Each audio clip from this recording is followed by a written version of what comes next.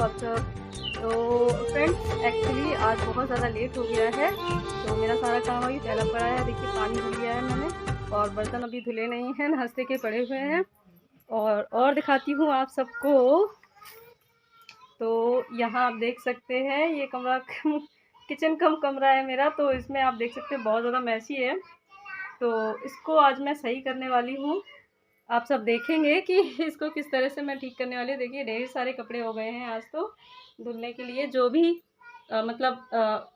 ऊनी कपड़े थे यशवी के, आज मोस्टली यशवी के कपड़े हैं। तो ये सारे मुझे धुलने हैं और इसको कंप्लीट करने के बाद फिर यशवी के पापा के कपड़े धुलूँगी सर्दियों वाले, और उसके बाद फिर मेरे। तो इस तरह से मेरा 2-3 दिन बहुत ज़्यादा भारी भरकम वाला काम चलने वाला है। तो बस इसीलिए मुझे त्यौहार कभी-कभी अच्छे लगते हैं, क्योंकि त्यौहार के बहाने ही सही काम थोड़ा-सा जो सीज़नल वर्क जो होते हैं, जैसे कि अब सर्दी ख़त्म हो गई है तो जितने भी ये सर्दी वाले कपड़े हैं या जितने भी उस मौसम की चीज़ें हैं वो सारी अरेंज हो जाती हैं और नए मौसम के लिए हम लोग रेडी हो जाते हैं। तो बस इसीलिए मुझे दीपावली और होली दोनों ही त्यौहार बहुत बहुत बहुत पसंद हैं, क्योंकि मेरे जो है नेक्स्ट सीज़न के वर्क जो हैं वो कंप्लीट हो जाते हैं त्यौहार के बहाने। तो चलिए सारा काम जल्दी जल्दी से कंप्लीट कर लेते हैं। अभी मेरा खाना भी नहीं बना है और आज तो भयंकर वाली डांट हो जाएगी अगर थोड़ा सा और लेट हो गया तो। चलिए फिर मिलते हैं सारा काम कंप्लीट करने के बाद। तो फाइनली फ्रेंड्स मैं नहाकर और पूजा करने के बाद आ गई हूँ वापस से अपना लंच बनाने के लिए। तो आज लंच में बनेगी कढ़ी चावल और रोटी। यहाँ पर मैंने पहले से ही कढ़ी में डालने के लिए मसाला तैयार कर लिया है, जिसमें है धनिया, मिर्च, अदरक और लहसुन। लहसुन ऑप्शनल होता है। तो यहाँ पालक वाली कढ़ी बन रही है मेरी। पालक को काट कर लहसुन और मेथी से छौंक कर बाकी का जो जैसे कढ़ी बनाते हैं बस वैसे ही छौंक देनी है। तो अभी जब तक पालक अच्छे से पकती है तब तक जो है कढ़ी का जो बाकी का मैटर है वो तैयार कर लेंगे बेसन मिलाकर मठा में। तो हमारे यहाँ मठा आसानी से मिल जाता है आसपास के घरों में। मेरी जेठानी जी हैं जो बड़ी वाली हैं, और उसके अलावा भी 3 लोग हैं, हम लोग 4 भाई हैं, देवरानी जेठानी 4 लोग हैं। तो किसी न किसी के यहाँ मठा होता ही है। तो इस तरह से घर का मठा होता है तो ज़्यादा अच्छा टेस्टी लगता है।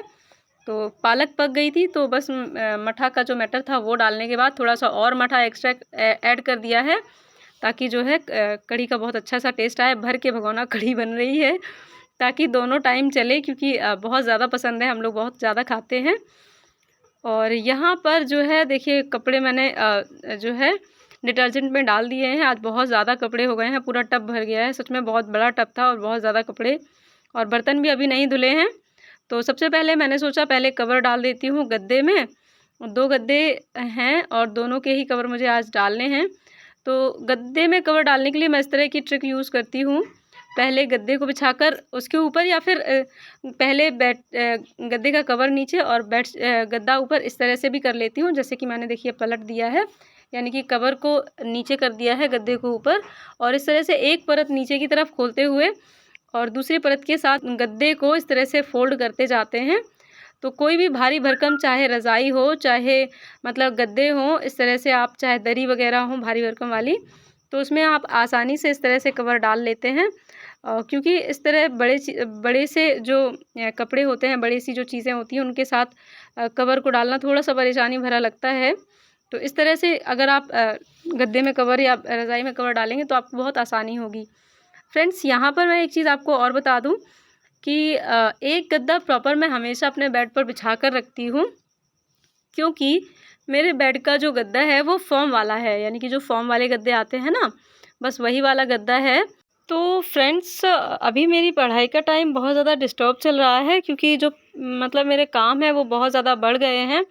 ये सीज़न जो है वो चेंज हो रहा है, सीज़न चेंज होने वाला टाइम है।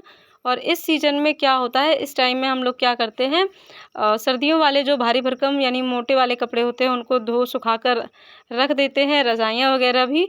और नए सीज़न के कपड़े जो निकालते हैं तो वो तो काम एक्स्ट्रा बढ़ ही जाता है। प्लस मैंने जो पिछले टाइम में काम नहीं किए थे वो भी, जैसे गेहूँ धुलना वगैरह, बहुत सारे काम हैं मेरे पास, तो इसलिए मेरी पढ़ाई का टाइम अभी नहीं हो पा रहा है। तो अभी ये काम करने के बाद होली के बाद मैं अपना बहुत अच्छे से प्रॉपर एक टाइम जो है शेड्यूल बनाऊँगी। तो अगर आप भी मेरे साथ DSSB, सुपर टेट और इसके अलावा आने वाली जो भी वैकेंसीज़ होंगी उनकी तैयारी करना चाहते हैं, तो आप मुझे फ़ॉलो कर सकते हैं और मेरे चैनल के साथ जुड़े रह सकते हैं, ताकि आपको 1-2 दिन बाद मेरा जो प्रॉपर टाइम होगा वो मिल जाएगा, तो आपको उसके साथ मैनेज करना आसान होगा। हाय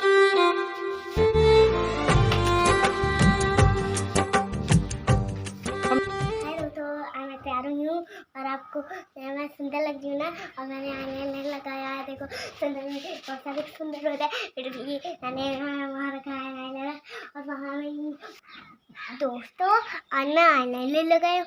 आपको देखना है क्या? ये देखो, देखा आपको? आइज़ क्लोज़ करो। देखा ना? अभी ठीक से नहीं दिखा, फिर से करो। अब आइज़ ओपन करो। देखा ना? तो फाइनली फ्रेंड्स, यशवी की एक्टिविटी के साथ एंजॉय करने के बाद आ गई हूँ मैं वापस अपने काम करने।